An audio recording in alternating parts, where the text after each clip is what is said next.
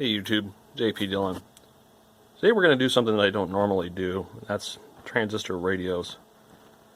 This was a Heathkit transistor radio that I dug out of a pile that was to be thrown away at an estate sale. I saw in front of it looking at me and I said, I'm not going to let this one get trashed. It's a 6 transistor, probably late 1950s, maybe 60s. The leather case is very stiff. It's got that backing plate there. I'm not even sure how you'd get the battery pack in. We kind of have to figure that out.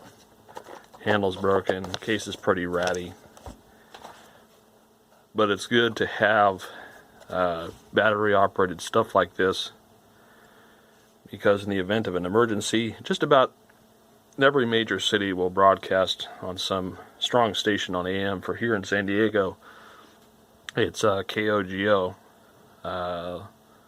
Los Angeles, I think it's KNX. So, anyway, I'm going to see if I can get this thing apart so we can apply some juice to it. I don't know where you would put the batteries in. They've got this big metal shield here that covers everything. I assume that if we take those 2 screws loose, we'll be able to see something. So let's see if we can get a screwdriver that will accommodate those needs. These screws are fairly rusted. In fact, they're very rusted. We got one here.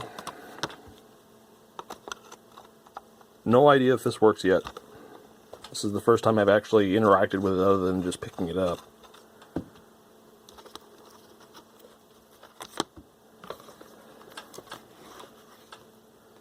Well, that doesn't get us very far. Maybe this whole radio just comes out of its case. Let's see if we can get the knobs to come up without breaking them.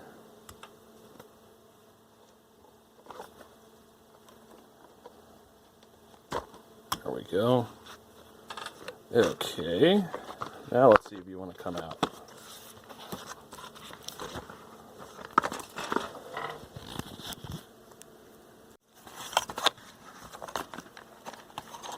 Alright, I'm going to put the camera down for a second.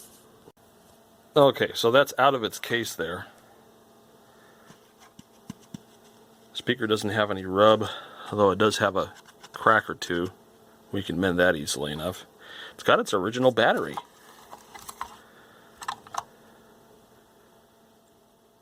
Come on, focus.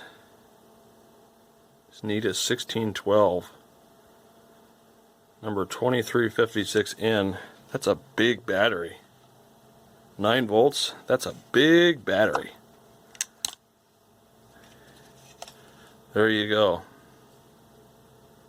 Ever-ready Energizer for transistor radio and electronic applications. Union Carbide. I think I'm going to hold on to that just because it's cool looking. Alright. So, what I'm going to do, we're going to juice this thing. Somebody's written down some numbers here. It doesn't want to focus. Come on. Pick something to focus on. Anyway. Let's get some power to it. I'm just going to use my regulated power supply. My little micro T-nap here. This is actually a fairly handy thing to have. We're just going to give it about 9 volts. There's my old capacitor. I think I pulled this out of like a 1940s equalizer. 17.3 microfarads. Don't know the voltage, but it sure is big. It still tests okay too. The thing weighs a ton. Anyway. Okay, so we've got that. Let me get some test leads. We'll hook this thing up. Alright, so I got my test leads hooked up. We got 9 volts. We're going to see how much current it draws when I throw the switch. That will kind of tell us what to expect. Here we go.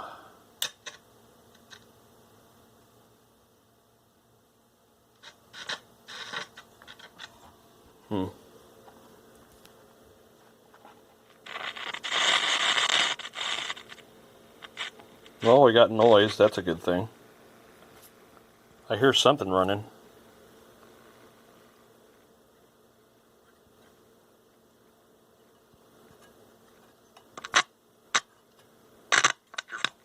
Oh, we had sound.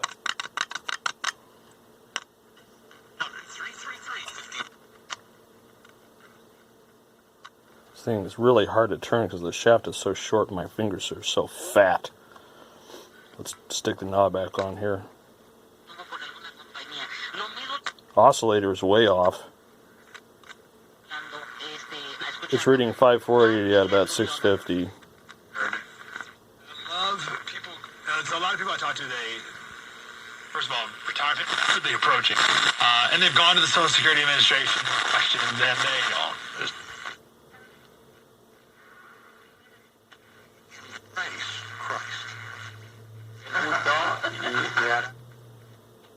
It plays. The sensitivity is terrible. It's really distorted. We don't get any upper band at all.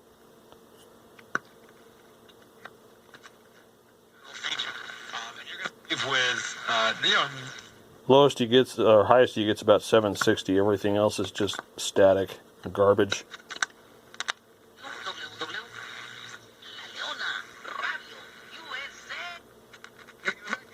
$858-564-8036. Attention, this is the best. Not very loud either, but that's probably just because of old capacitors and things.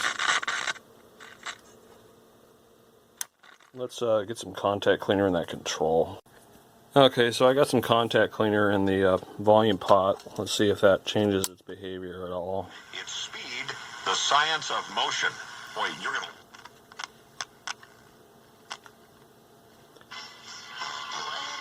Still very distorted.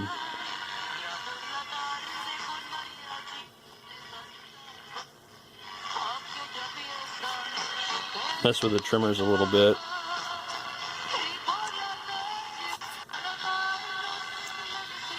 Oh, this one's frozen.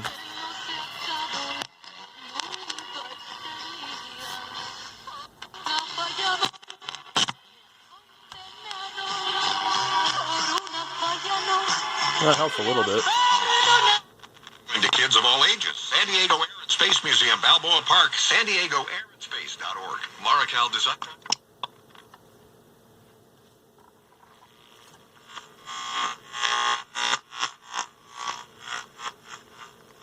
And Parcells had Lawrence Taylor, what you didn't know, that Bill really had been building the offense for the last 2 years. There's 1360 coming in at about 12.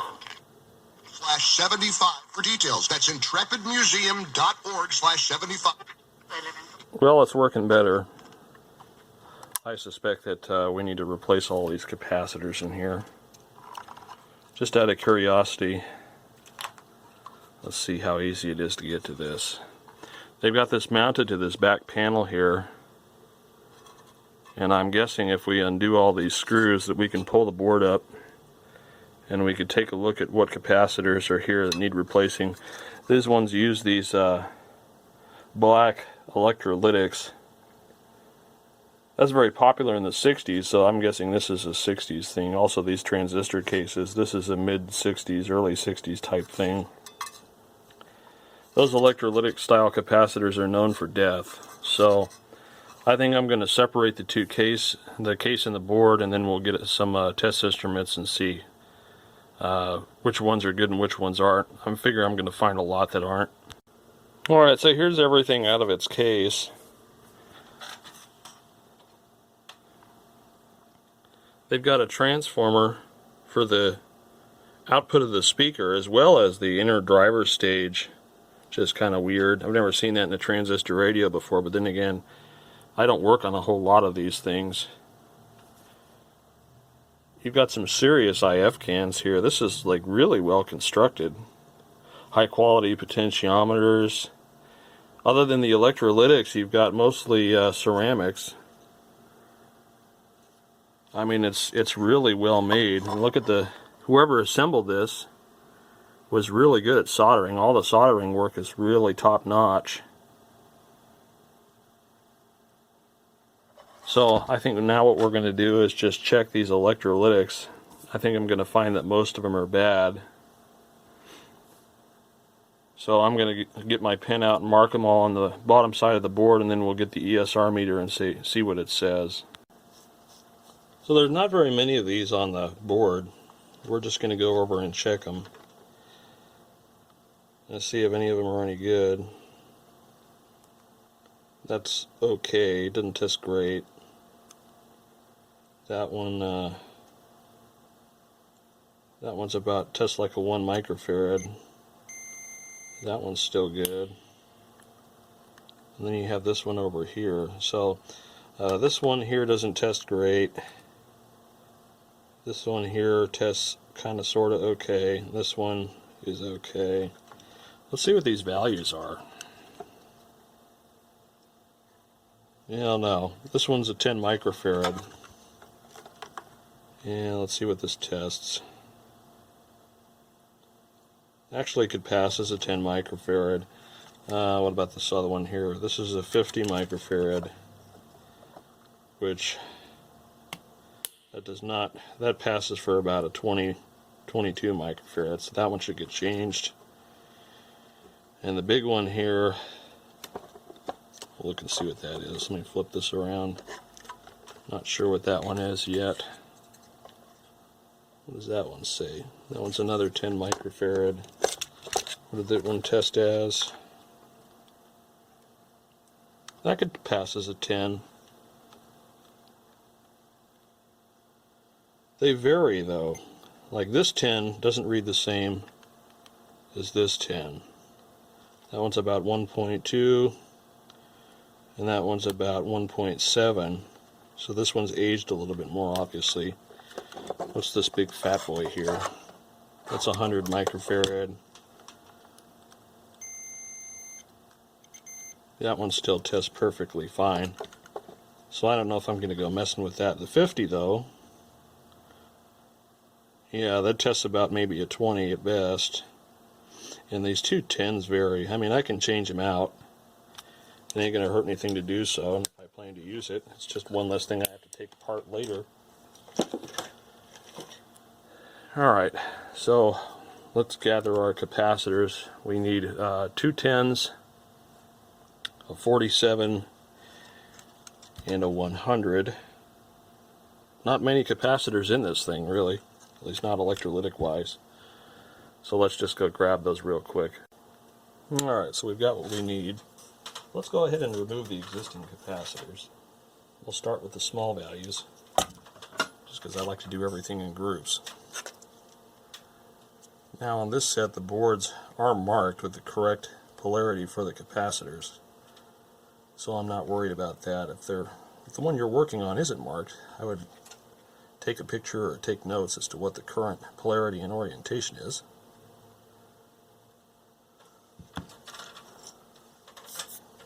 Let's see. Let me get my solder sucker here. Make this go a little bit quicker for you guys.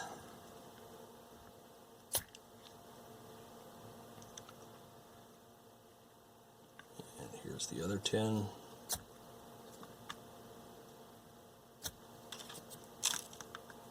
Time to empty this out.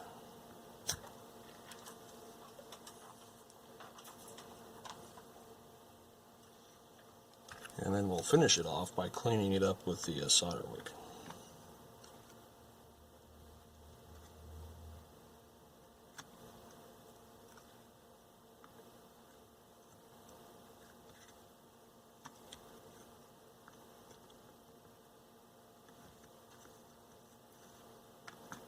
This one's being somewhat uncooperative. Alright, so let's pull capacitor number 1 out, and capacitor number 2. Nope, I didn't pull the other 10 out, I pulled the 47 out. No worries. This one wants to fight me. Alright, so let's stick our 47 in here.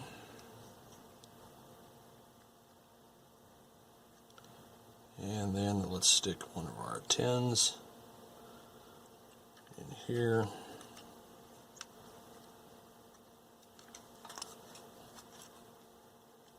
Solder them bad boys up.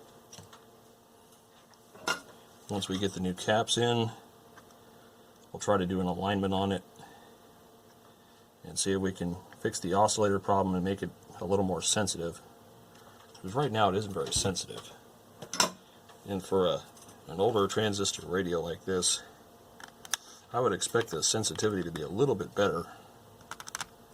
I can't get any LA stations. That could be an alignment problem, that could be like a silver mica disease problem, although these don't look like the type of cans that would have that sort of thing. So I don't know. Alright, so we changed that and that. Let's get the remaining 10 out of there.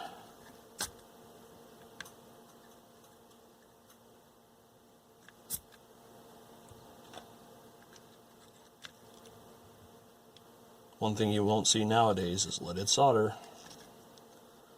Leaded solder makes it so much easier.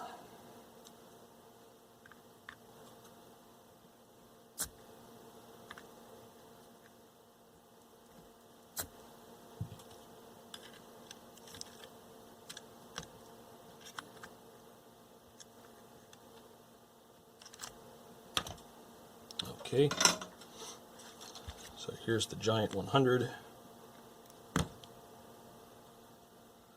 Oh, that looks lovely. It's got a bulge in it. Don't know if that's a manufacturing defect or what, but it's going. And let's see, let's pull the 10 out. A lot of these capacitors I'm pulling out have rust on the leads where they protrude from the body of the capacitors. That tells me that either the capacitor is beginning to break down, or somehow there was a hermeticity failure and air was mixing with whatever was inside the capacitor and causing corrosion, although I'm tending to vote for the former rather than the latter.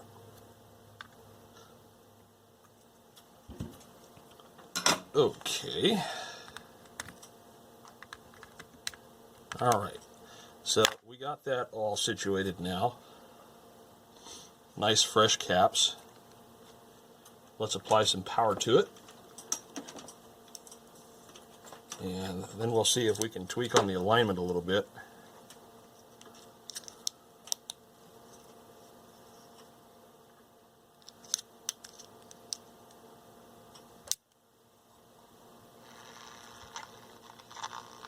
Fame and Fortune Friday.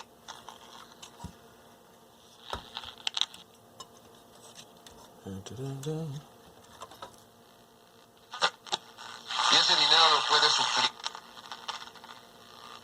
Yeah, our oscillator's still way off. Let's see if I've got to try to prop this up in a way that it doesn't interfere with me messing with the board. We're just going to use this roll of tape. And I'm going to see if I can touch up the oscillator on this, and then we'll do a basic alignment. See if we can get it to behave a little bit.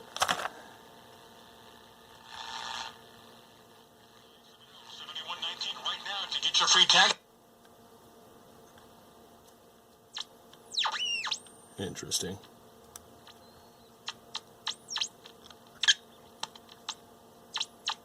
I think the oscillator just stopped running.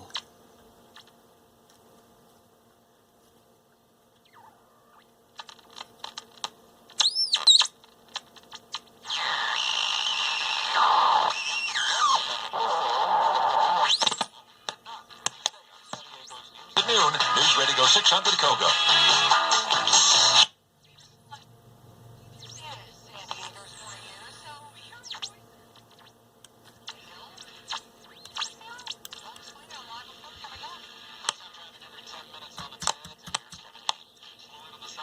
Interesting.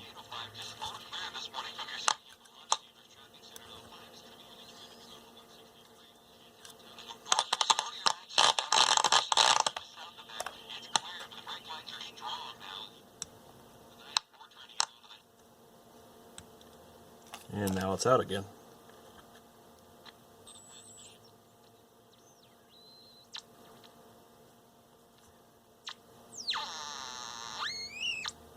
Lots of squealing.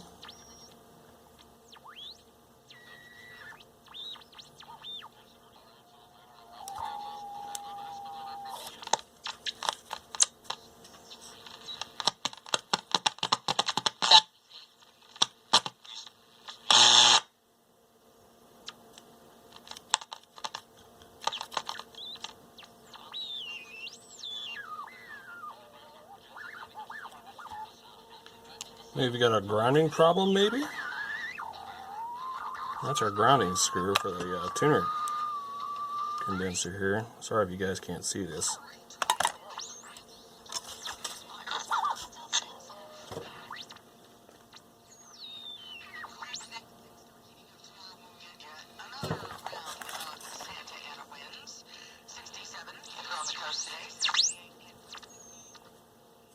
For some reason we're getting a lot of regenerative oscillation. Not sure why. Obvious item. This.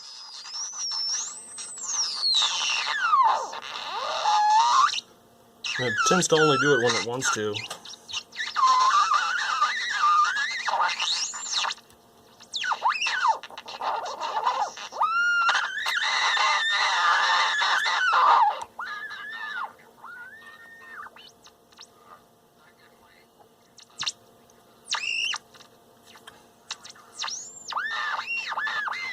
Alright, let's ponder on this a little bit more.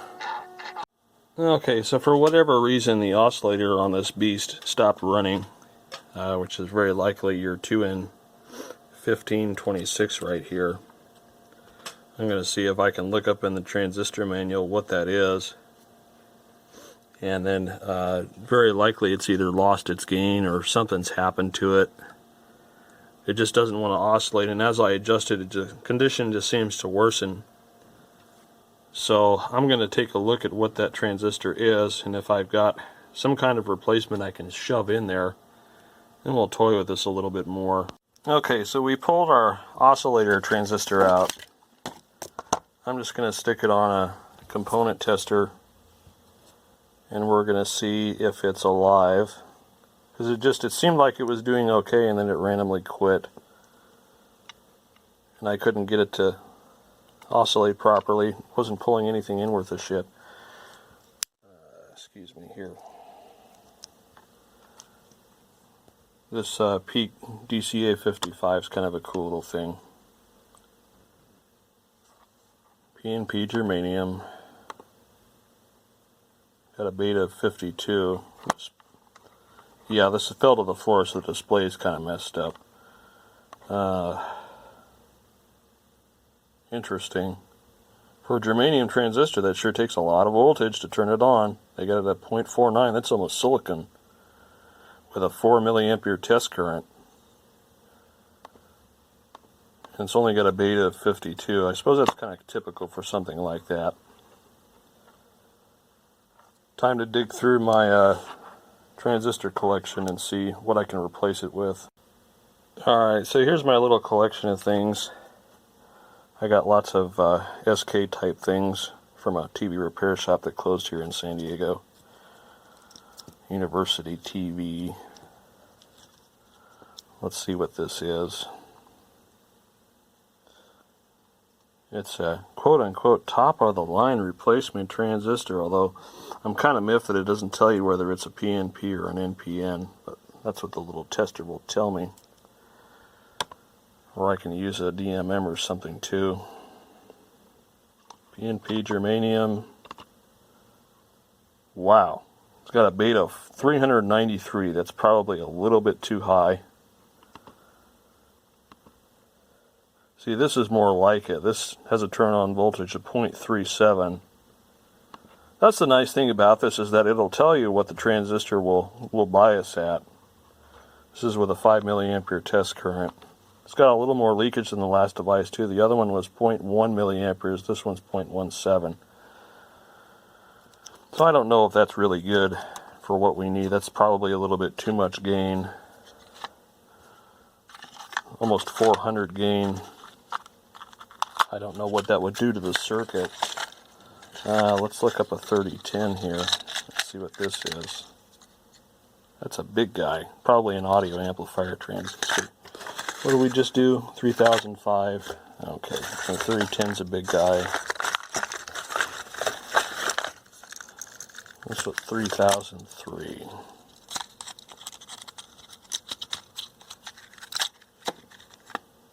You look more along the lines of what I want.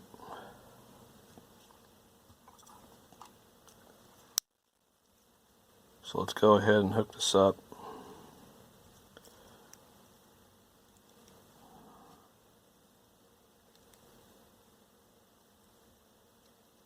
And let's see what you say about this one.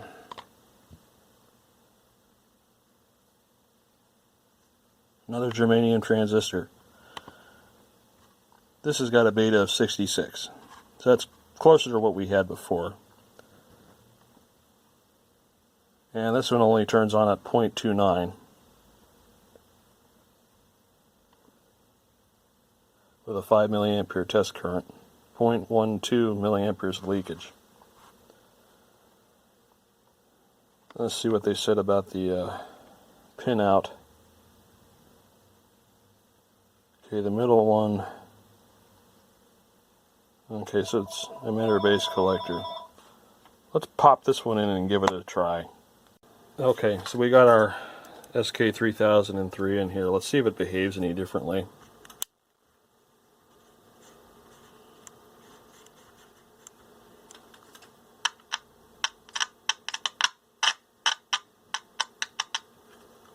Not really.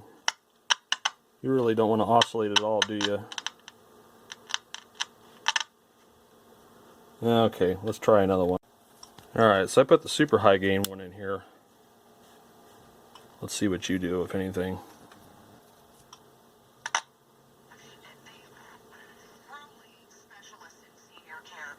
Well, at least it's working again. It's a memory care community, assisted living community, and it is amazing. Private rooms are available.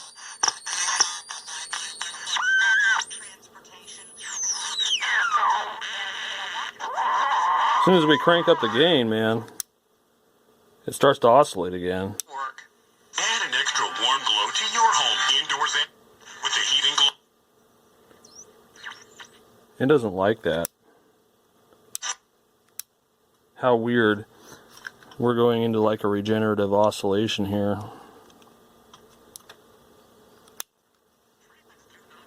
Overnight move out. But don't wait. Assault Pest Control can take care of your problem. Right now, get up to 50% off all services. 866-9-NO-PEST. Or assaultpestcontrol.com. You are like many Americans. Yeah, it doesn't like that. It like goes into overload or something. And then stops oscillating. Yeah, more on this one later. I gotta come back to this at a different time. This is weird. Okay, so here's where we're at so far with the little Heathkit. I pulled up a schematic for it. This is really a GR-151b. I was going over the board. Just about all of the resistors are within 10%, except this 120K here, which acts as part of a feedback from the amplifier, kind of like an automatic volume control. That was way off. It's supposed to be 120K. It was measuring almost 170. Also, these disc capacitors here in the IF strip are way off. I rang them with 2 LCR meters just to make sure my equipment wasn't off kilter. And this 0.05 here was measuring 0.031. This 0.05 was measuring 0.037. This 0.02 here was measuring 0.012. So they're significantly off. I'm going to pull and check the rest of these too, and maybe they're all off for some reason. That's really rare to see that on a disc capacitor. Maybe just for grins and giggles, we'll pull the disc and then we'll look at just another substitute, new 0.047, and see how close they are. So here's one of the disc capacitors. This was one that was closer to its value. You can see it's reading there like 0.039, 0.04. Let's measure the new one. So the new one's a 0.047, and you can see that it's right on the mark there. So I really don't think that has too much significance, except for the fact that all of them may be badly out of tolerance, which might piss the circuit off enough to not work. So that's interesting. I'm going to pull more of these things and see how many of them are off, and make some notes and then just kind of change things out. So here's some more significant ones. This one only measures 0.031, and it's slowly rising over time. It started out at 0.029. These ones here read a steady 0.035. It's interesting. See, this one's creeping up too. Now it's up to 0.035.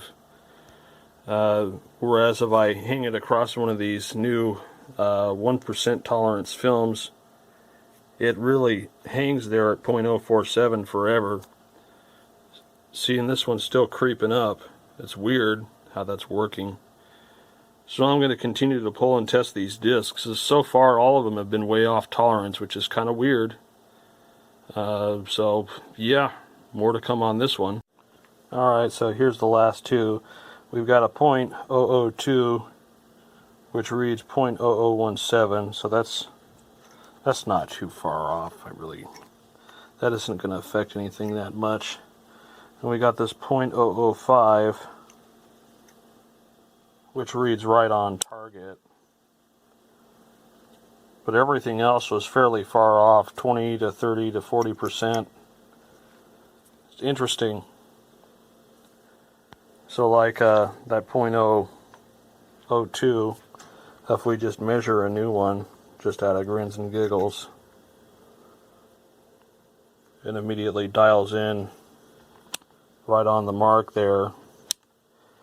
So I normally don't like recapping things just because it's not really a good troubleshooting technique. It's kind of like carpet bombing the city to get the terrorist.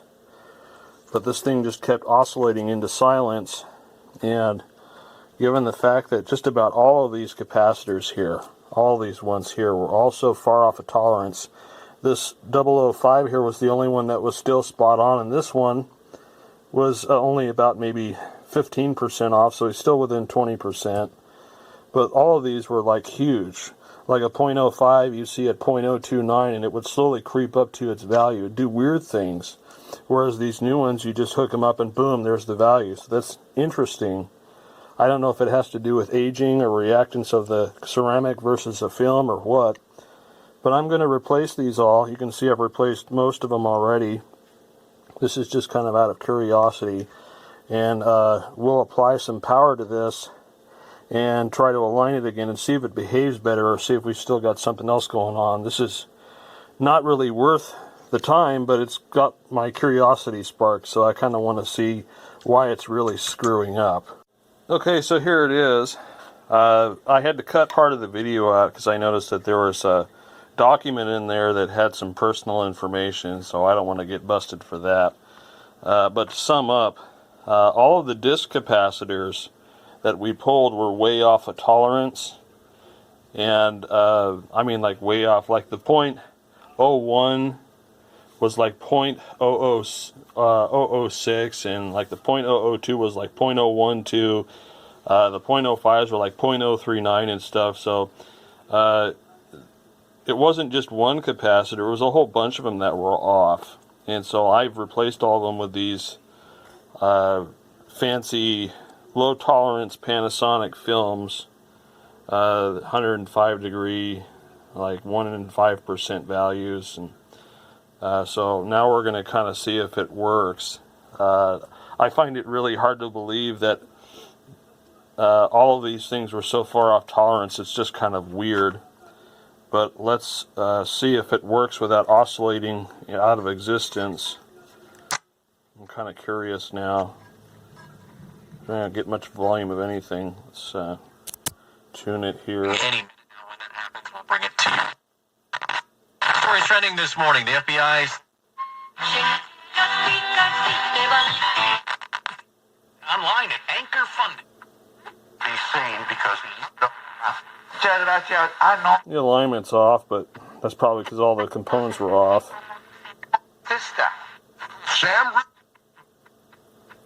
So let's see what happens when we try to align it again. Okay, so let's see if we can align this thing. We'll go for the oscillator coil. Last time we tried this, it went nuts. Vine ripened fruits and vegetables. Mangosteen, pineapple, sweet potato, papaya, parsley, peach. You can see all 55 on TexasSuperfood.com. Raspberry, spinach, all of the nutrients that we...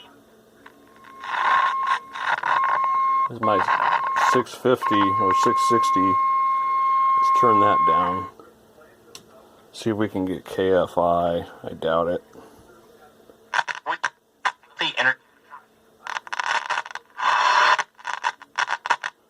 tuning condenser's kind of dirty. Community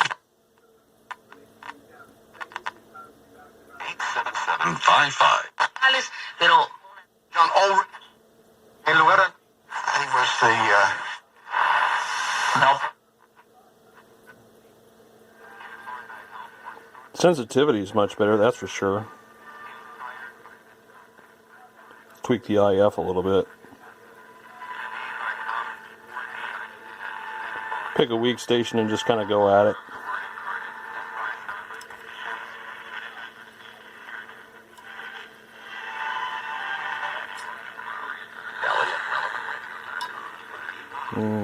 It's hard to do this and hold the camera at the same time. I don't have a tripod for this one.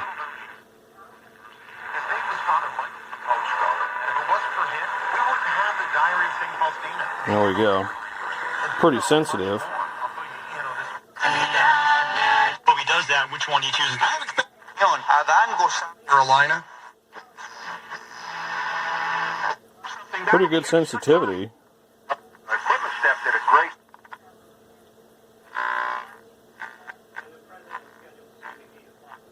was with our uniform, so our locker room... is the letter. This guy... Y entonces, to the minute, because if you got one person... Hitting quite a few stations even in this brick and mortar building. ¿Qué dice? Buenos días, todos. Estación. Canal 43. Cancelaron. There's KFI. Usually if I can pick up KFI or KNX in this building, the radio's doing okay. Okay, once you get into downtown. Up. It's gone into its oscillation thing again.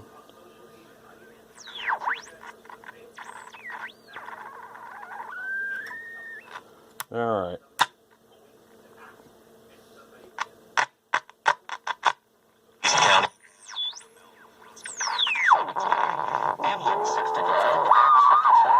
That's weird. Maybe we'll just have to back off on the sensitivity a little bit.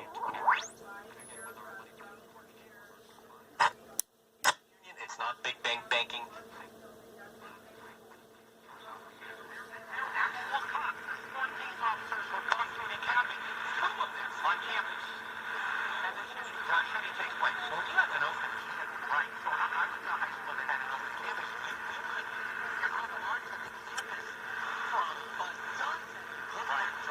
So whenever it hits a strong station, it wants to oscillate.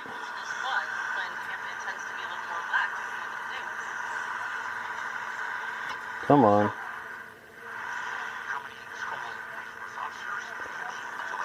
Turn it down a little bit. Or maybe, let's adjust the trimmers. The antenna trimmer, back it off a little bit.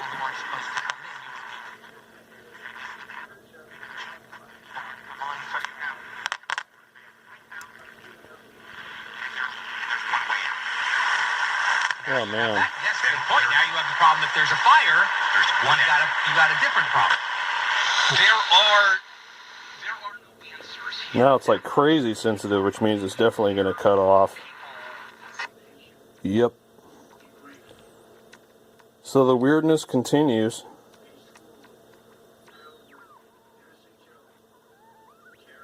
For whatever reason, it's just too much gain, and then the IF oscillates. Let's get a scope on it, see what it looks like. So here it is. You can see that huge oscillation riding on top of the... Now here's even more interesting. If I touch any part of the initial converter oscillator, we can see that the oscillation changes.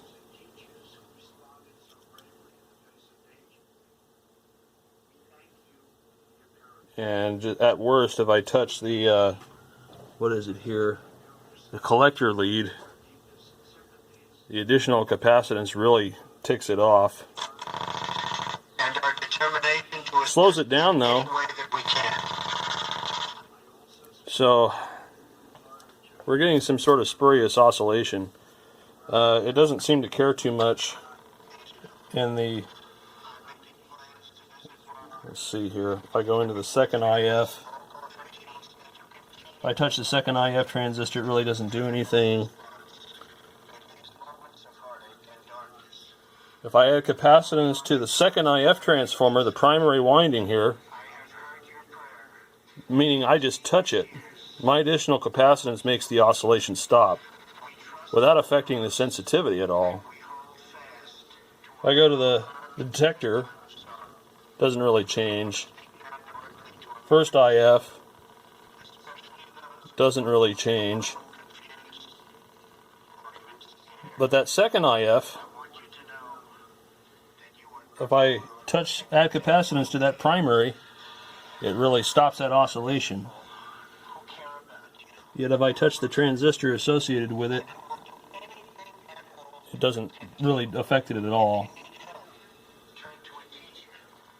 So I think what I might have to try to do is brute force this thing into not oscillate by installing some small value capacitors between the low side of that primary and ground to try to snub the oscillation.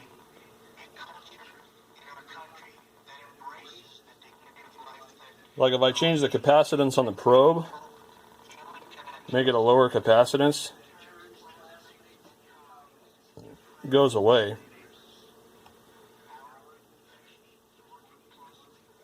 Interesting. So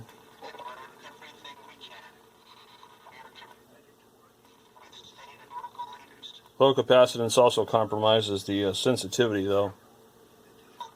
Reduces the volume a lot.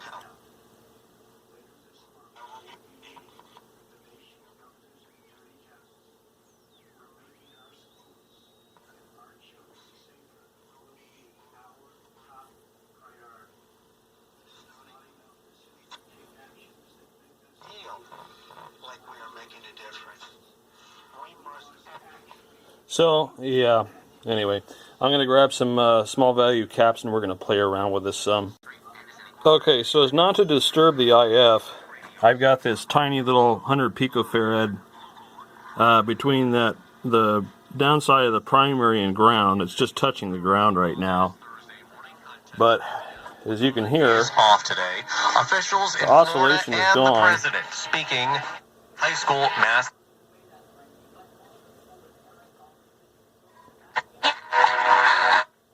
Goodness. I've got a little bit of compromise on sensitivity, but not too bad. It's not oscillating at least. We got Mr. Kevin Dean. And from your San Diego Honda Dealers Traffic Center here in action at East County. It definitely took the oscillation away. Maybe let's play with these values a little bit. Okay, so I gave up playing around with it. I finally kind of figured it out here. What I did was I came with an oscilloscope to the second IF. I was injecting a signal here via this capacitor into the second IF stage here, because that seemed to be where the sensitivity of the problem was. And I was noticing that I was dumping a fairly big signal, a 455K signal in, but I wasn't getting much out. It was just kind of maybe like a not very much gain.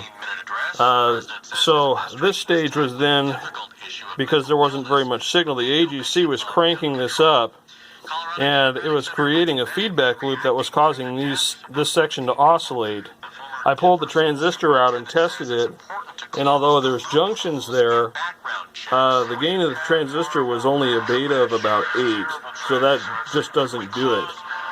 So now I've got a hotter transistor in there. We've got one in there with a gain of about 200. So now the AGC is telling it to back off a little bit, and I have great sensitivity and functioning radio. Stoneman Douglas High School Wednesday afternoon. It's not oscillating. I aligned it. It's working great now.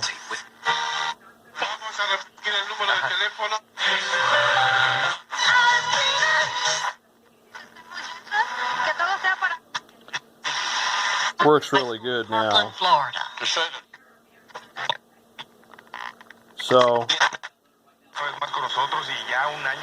So really, I could have done without replacing all of these parts, and this is just kind of a lesson in shotgunning things. I don't really like doing the recap thing, but it just kept fooling me, because nominally these would all test as junctions and they were happy, but really this transistor, once we did some further troubleshooting, was actually the culprit. It just, when you pull it out and put it on a tester, it doesn't have the adequate gain to work, and so the rest of the IF downstream works too hard, and for some reason it was creating a reverberating oscillator in the IF stage. So once we got a higher gain transistor, that allowed the AGC to work properly, and it kept it from oscillating. So yeah, all of these parts I replaced were out of tolerance and stuff, but again, I don't think it would have been out of tolerance enough to kill this thing, but I just kind of replaced them on a whim, just because I was curious, and so a bunch of time was expended that really didn't need to be, but it was just out of curiosity. So lesson learned, definitely do heavier troubleshooting rather than just look at the little things, because oftentimes it's the one thing that's overlooked that really is the disabling failure. So yeah, it's working now. Great sensitivity. What he's doing on the economy, number one issue. And it doesn't when it comes oscillate. to elections.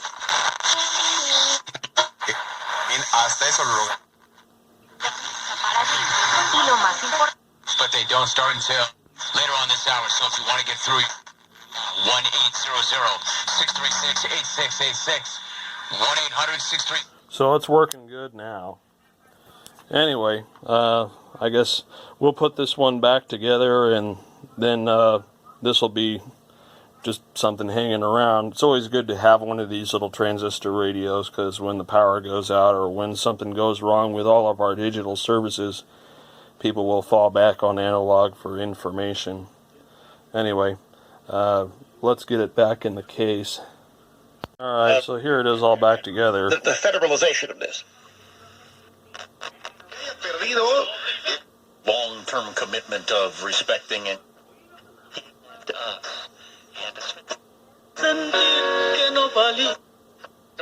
For you is comforting, I think. So, yeah, that's been the foray into the little GR-151b transistor radio. All the capacitors have now been replaced, even though that wouldn't have solved the problem. We finally tracked it down to that second IF stage and do more troubleshooting. I was just relying on basic information, and it wasn't until I got the scope on it that I realized that that stage wasn't working correctly.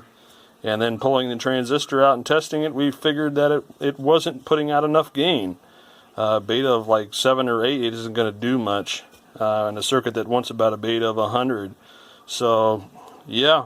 Hope you guys enjoyed watching the video. It's been kind of fun, but going to move on to other stuff. More stuff to come soon.